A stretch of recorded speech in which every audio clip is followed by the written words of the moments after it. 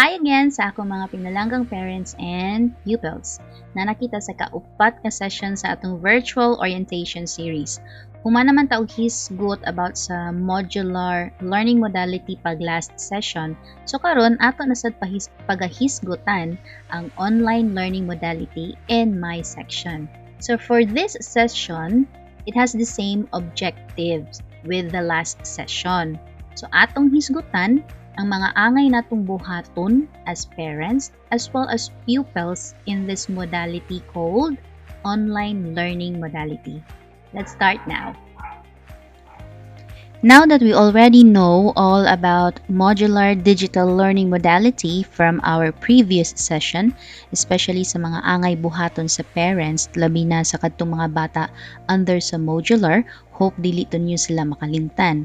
Moving forward, we are going to talk about the online learning modality, the things you need to know and the things you have to do. This session is for parents as well as pupils. As I have mentioned in the previous session, natay mga nagkalain-laing mga modalities. Usa ato nila is the distance learning or DL.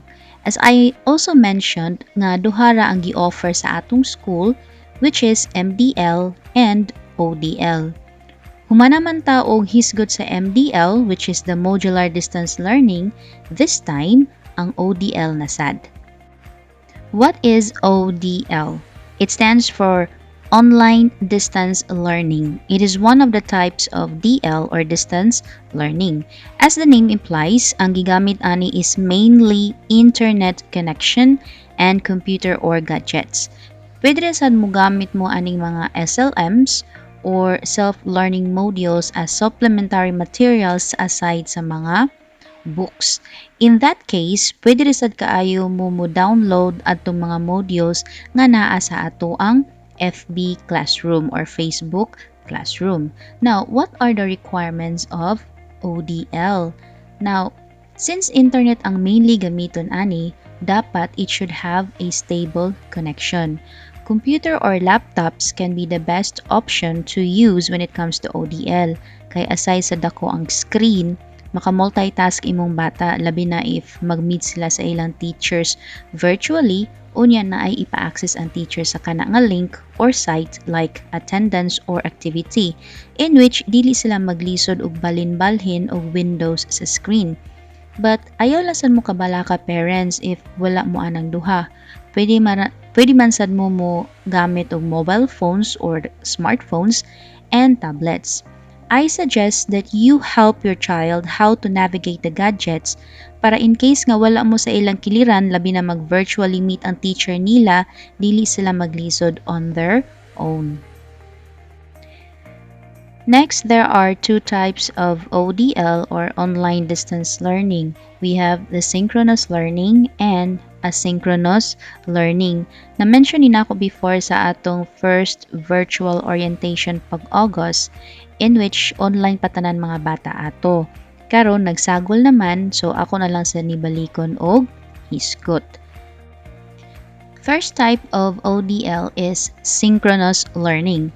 The word synchronous means nahitabo siya sa parehas nga oras.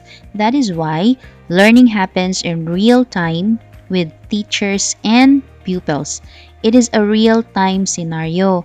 Mao nga mogamit ta og mga webinar tools such as Google Meet or Facebook Rooms para mag-abot tanan using cameras to see each other. And also virtual classrooms such as Google Classroom or Facebook Classroom to have live interactions between the teachers and the pupils.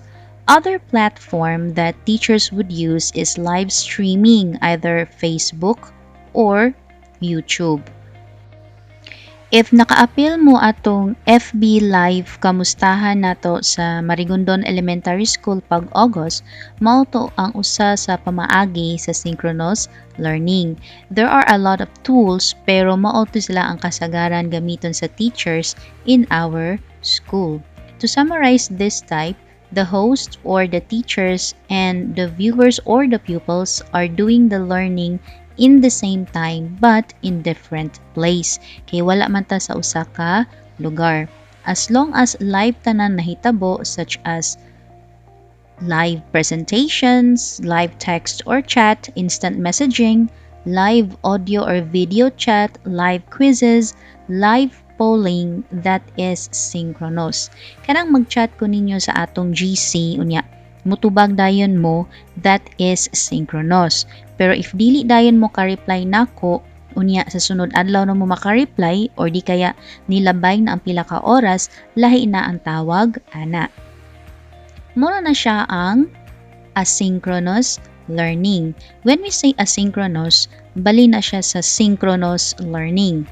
Learning happens in a self-paced way. Pasabot ana, learning can happen sa unsang orasa nga imong gusto. So, dili mag-meet ang teacher ani ug ang mga bata, kundi maghatag lang ang mga teachers og mga activities nga i-post sa Google Classroom or Facebook Classroom. Then, i-access ni sa mga bata o buhaton nila ang activities in his or her own time. Unsa man ni nga mga activities such as discussion boards, quizzes, polls, email, digital documents, recorded audio or video, recorded slides with narration, or parehas aning gibuhat nako sa atong virtual orientation in which bisag kanus amo mo tan-aw aning session nato. Kaya lang in every activities there is a time limit. Naanay deadline sa pag-accomplish sa mga activities. Dili pasabot nga abi kay magbuot na lang sa oras, pwede ra unya-unyaon. Weekly activities man sad ang ipanghatag sa teachers, so in that week pud na sila i-accomplish. Dili pwede next week or sa sunod buwan, but in that specific week. As I have mentioned in the MDL session or the modular distance learning modality, it take note sa teachers ang mga wala ka-accomplish or na late sa pag-accomplish sa mga activities kay mo reflect pud na sa mga grades sa inyong bata.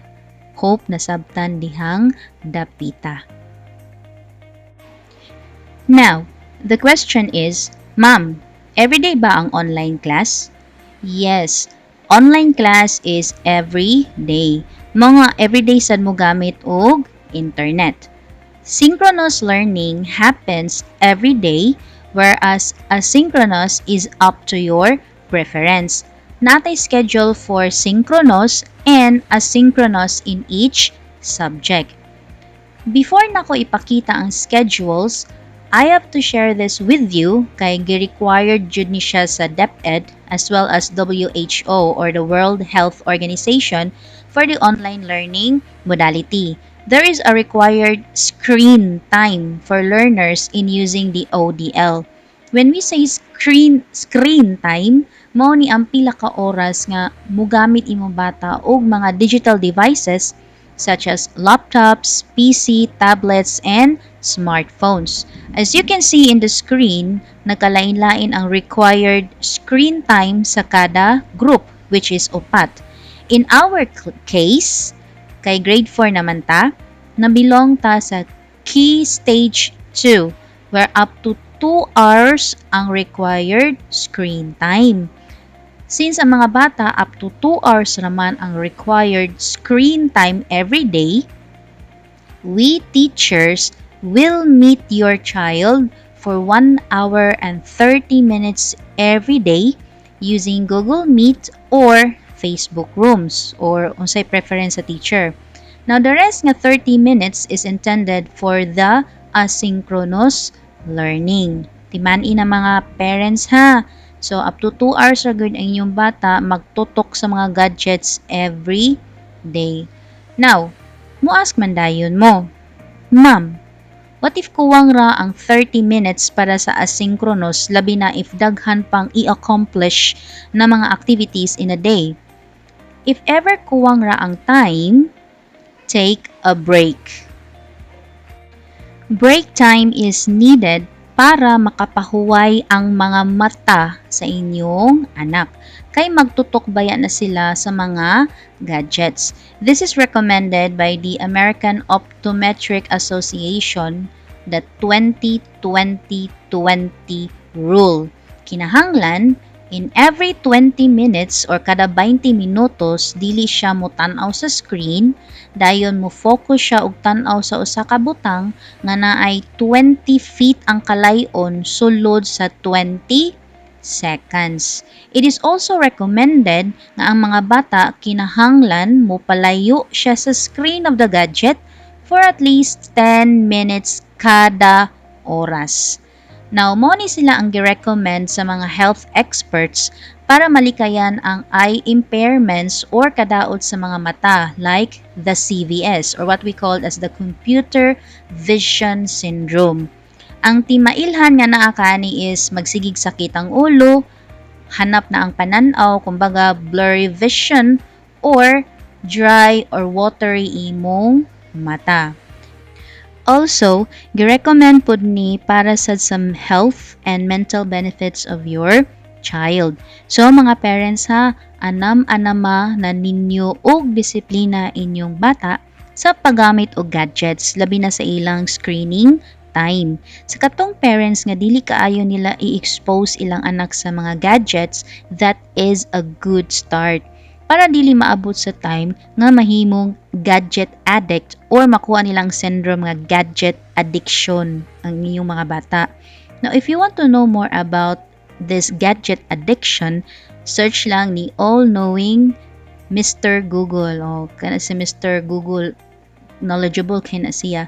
Kay diha gi-explain ang mga bati nga side or mga side effects being a gadget addiction, especially sa mga pangidaron sa inyong mga bata. Next is the role of parents or guardians. Now you are to give assistance to the child, serve as a learning facilitator to the child, willing to co-supervise and co-monitor the progress of your child's online learning, and to supervise and monitor screen time of your child. So, pagamonitoron yun imong anak sa kini nga modality. The same na po siya upamaagi sa modular nga magmonitor gyud sa bata. Importante nga ma-observe ang katong screen time ug ang break time as I mentioned earlier. Na question, Ma'am, dili di ay mutudlo ang teacher sa buhatonon. Mutudlo ang teachers pero not all the time nga makamonitor ang teacher sa inyong mga anak sa tibuok adlaw. Kay timan ang teachers dili ra kamo nga section ang gitudluan or ang gihandulan kundi naa pa na siya nagkalaing-laing mga sections. So, ang role sa teacher is to teach during synchronous learning. Magtudlo siya live sa mga bata. Next, mo follow up for accomplishments of activities during asynchronous learning. So, mo follow up yun mi, labi na sa katong wala pa ka-accomplish sa mga activities. Then, mo give assistance to pud mi sa mga parents. So, mo assist yun mi ninyo sa inyong needed help when it comes to your child's learning. Then, follow up the progress of your child's learning. Amo sana pagamonitoron ang dagan sa learning sa inyong mga anak. Then, we give interventions to learners who need help. Mubuhat mi og mga steps nga makatabang sa inyong mga anak nga naglisod og kat-on sa usa ka lesson.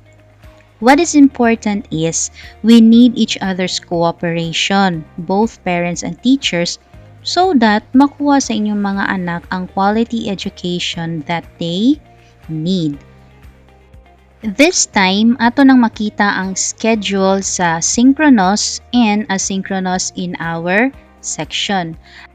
As you can see, ni-follow gihapon na sa ato ang class program as what I posted in our Facebook group before.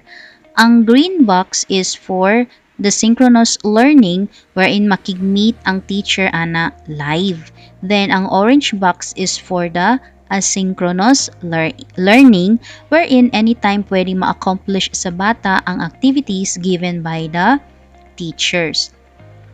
Kung makita ninyo sa screen, there are only 2 subjects per day since we are observing the screen time of 1 hour and 30 minutes per day for your child. So, pasabot ana ang teacher sa kada subject is mumitra once sa usa ka semana sa inyong mga bata. So, inika Monday, ang subjects are ESP and EPP, where at 9:40 to 10:10 mag-start diha monay class time ni Ma'am Espinosa for the ESP. Then musunod dayon ang akuang online class, which is the EPP ICT. That will start at 10:10 to 11. Okay? So, sunod ra ang time sa Monday for the synchronous learning. So, mora po na nga time nga mo log in niya magklase inyong mga bata with the teachers. And then, the rest of the time, ana, is magamit ra niya for the asynchronous activities. Okay, so, sa Tuesday, ang subjects are arapan or Araling Panlipunan and English, where Araling Panlipunan starts at 8:40 to 9:20. Then, inika 11 o'clock, musunod na dayon na si Ma'am Sale for the English class. So, as you can see, dili sunod ang time niya kundi buwag. Pwede ra sad nga while waiting for English, gamiton sa inyong bata ang pag-accomplish sa mga activities from other subjects kana nga time or sa English if ever na gipabuhat si Ma'am Sale unya i-present ba during their live meeting. And next, we have the Wednesday. Sa Wednesday, we have Filipino and Math, where ang Filipino, si Mrs. Fuentes, mag-start yung klase at 1:50. Then, mahuman siya 2:40. Then, mubanos dayon si Ma'am Maho for the Math, which is 2:40 up to 3:30. So, this time, sunod ra ang time nila for the synchronous learning, just like the Monday schedule. Kaya lang, ang kaning Wednesday, sa hapon ang ilang online class. So, plenty of time for your child to accomplish activities from other subjects or they can have a rest time before mag-start ang klase sa hapon. Next, on Thursday, so we have MAPE and Science, wherein ang MAPE mo na siya sayo nga subject in the morning which mag-start siya at 8 o'clock. Niya mo man siya 8:40, wherein si Miss Humawas ang ilahang teacher. Then, inika hapon, inagkaalauna, 1 o'clock up to 1:50, mubanos na si Ma'am Bugnot for their science class. This time, ang live meeting sa mga bata with their teachers is at morning and afternoon. Again, pwede gamiton ang ubang time to accomplish activities from the other subjects. Now, as you can see sa Friday, wala na'y mag-live meeting or the synchronous learning. Gituyo na siya for the asynchronous activities. Kay in case nga dili mo ka accomplish sa mga activities from Monday to Thursday, you have the day nga Friday to accomplish them all. So if ever lang nga nagplano mo nga every Friday nyo ipa-accomplish ang mga activities sa mga bata, labi na kung na ay deadline. So, pwede ra na siya as long as kanang inyo lang sa pag-monitoro nilang screening time o ang break time sa inyong mga bata para maglikay ta sa kadaot sa ilang mga mata as well as sa ilahang health. Now, question. Ma'am, kanang tanang orange box para sa asynchronous, amo jud na ba falohon? No, not all inyong falohon. So, as I mentioned kanina, timan iha, up to 2 hours ang required screen time sa mga bata per day. So, inyo haragi ng planuhon. Now, unsa ra may falohon jud nga time, ma'am? Ang katong mga green box, which is the synchronous learning, kay mag-attendance man ang teacher ana during her time for live meeting. So, moro ginay sundon, strictly follow nga time. Kanang mga green box nga naa diya sa class schedule. Kay mao nang time nga makigmeet ang maestra, unya mag-attendance. So, pasabot ang teacher dili na mag-attendance sa mga orange box nga asynchronous. So as what I have mentioned earlier in this session, self-paced ang asynchronous, so kamoy magbuot sa inyong oras. Pero ang synchronous dili jud mo kabuot kundi follow jud mo sa time ni teacher. Now question. Ma'am, anytime ba mi pwede mo contact sa among mga teacher sa asynchronous? No. Only during their scheduled time in our section as reflected in the class program. Kay ang mga subject teachers, dili ra ato ang section ang ilang atiman.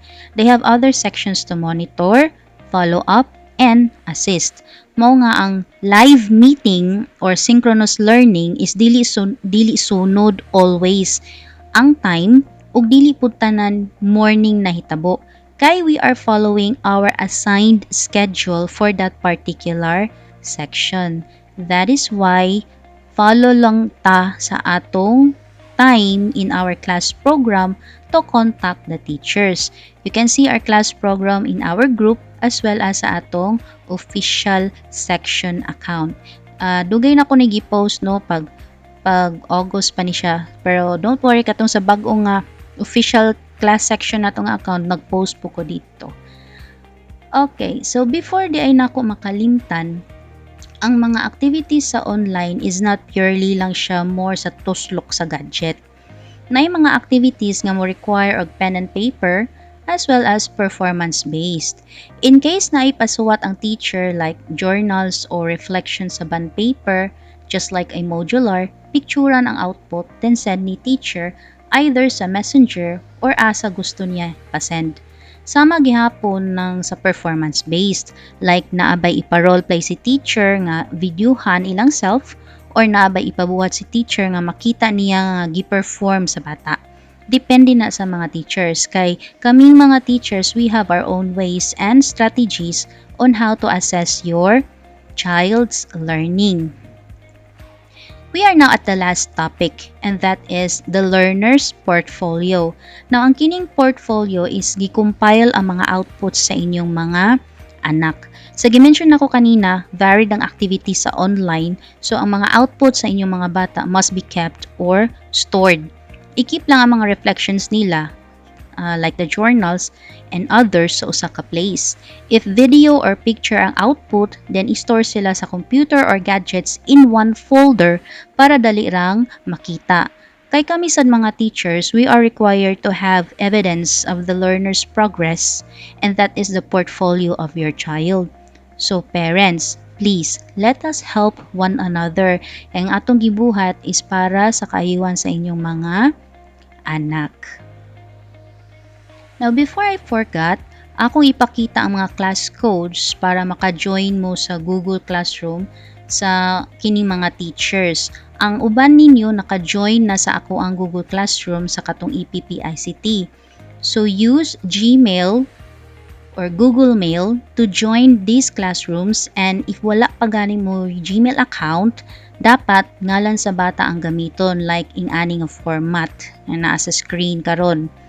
Okay, so mag-una ang first name, dayon period, dot last name, then at gmail.com. So example diya is tonyrose.fabula@gmail.com. So katong wala pa kahimo og Gmail, please imuin yung bata og ani. Ayaw inyuhang personal email account but your child's email account. So katong wala pa kahimo. Nanami nakahimo ang uban, kay naka-join naman sila sa Google Classroom. Now, naay nangadugang diri karon nga mga class codes para ma-join ninyo ang kaning ilang mga Google Classroom. Now, tulo pa sila ang naghatag nako. And wala pa ko'y update gikan sa uban. Basin ang uban mo prefer lang siguro og Facebook Classroom mo sila muhatag or basin wa pa sila ka lugar og himo. So again ha, please join their class once you have this codes. Now, this is compulsory to all pupils who are under online learning modality in my section. Now, FYI, you can check the video on how to join a class in Google Classroom sa atong first virtual orientation pag-August nga naa sa atong group. Ang name sa post is First pupils virtual orientation in which gipakita nako sa mga bata ninyo unsaong pag-access ang Google Meet o Google Classroom. If ever na ay updates ang ubang teachers about sa class codes for their Google Classroom, inform lang unya ta mo. So, mao ni sila ang first, ang English, mo niya ahang class code. Ay lang mo kabala ka parents kay pwede ra gini ninyo ma-pause or ma-rewind ang kaning video kay naaraman ni siya sa YouTube. Then after English mo ang ESP mo na kang Ma'am Minerva Espinosa. Mo na iyahang Google Classroom class code. Then we have Science for Mrs. Bugnot. Okay, so please join them. And then for my Google Classroom sa EPPICT. So, upat ming tanan ang nanghatag karon og class codes nya except ani EPPICT na uban naka-join na to per katong tulo is bag-o pa to, so please join them. Now that we are done, I hope na amoy na learn and I hope nasabtan ang tanang gihisgutan diri sa ODL session. Now if you have any questions or clarifications, please feel free to chat me or text me for I will answer them sa akong makaya. Now I will see you next time for our last session, basin lasa siguro na, for our virtual orientation series.